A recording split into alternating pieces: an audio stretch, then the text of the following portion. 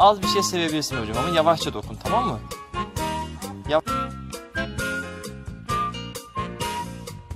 Yavaşça kafasını sev, yavaşça.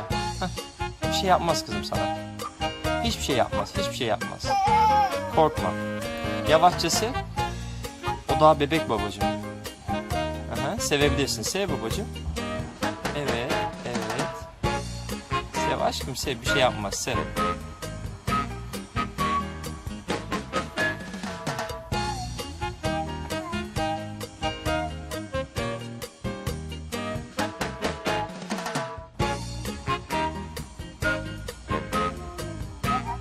Bak ne kadar hoşuna gitti değil mi babacığım?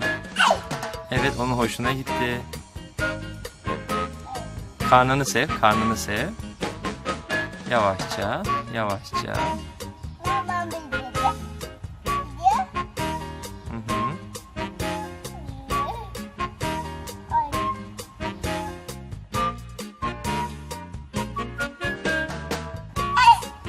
Oyun oynuyor seninle ama dikkat et, onun üzerine basma babacığım, tamam mı? Basarsan korkar. Tamam mı? Kımıldama sakın. Bağırma aşkım, bağırma.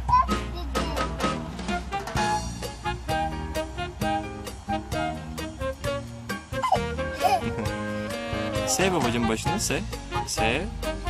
Cici yap, cici. Yavaş, tamam.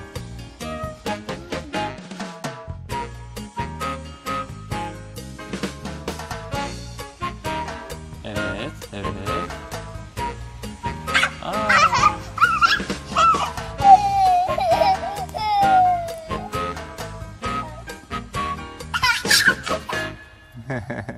Helal, helal, helal. Elini ağzına koyma, elini ağzına koyma. Helal babacığım. Tamam.